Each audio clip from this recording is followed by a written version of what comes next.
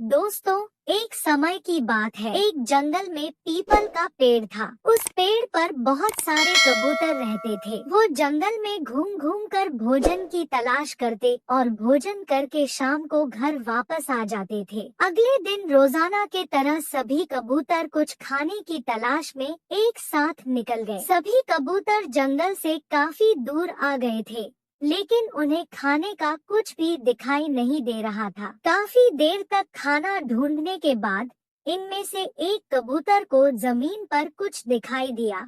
उन्होंने ध्यान से देखा तो उन्हें जमीन पर बहुत सारे चावलों के दाने दिखाई दिए। इतने सारे चावल देखकर सभी कबूतर बहुत ज्यादा खुश हो गए।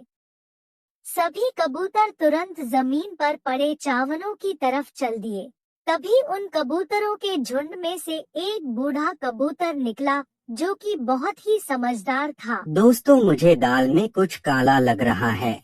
यहाँ इस जंगल में इतने सारे चावल के दाने कहाँ से आ गए? मुझे तो कुछ गड़बड़ लग रही है।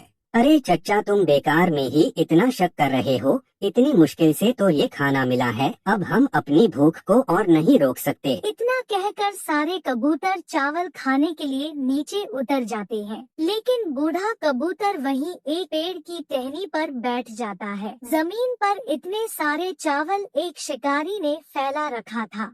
शिकारी ने दूसरे पेड़ के पीछे जाल बिछा रखा था। कबूतर जैसे ही चावल खाने के लिए नीचे उतरे, उसने उनके ऊपर जाल फेंक दिया और वे सारे कबूतर जाल में फंस जाते हैं। सभी कबूतर जाल से निकलने की बहुत कोशिश कर रहे थे। सारे कबूतर अपने पंख तेजी से फड़फड़ा रहे थे और फिर सारे कबूतर थक के रुक जाते हैं। थोड़ी देर बाद शिकारी अपने बिछाए जाल की तरफ आता है, जो वहीं पर छिपा हुआ था। बूढ़ा कबूतर शिकारी को आते हुए देख लेता है। वह तुरंत पेड़ से नीचे उतरकर कबूतरों के पास आ जाता है। दोस्तों, तुम सब ऐसे हार मत मानो।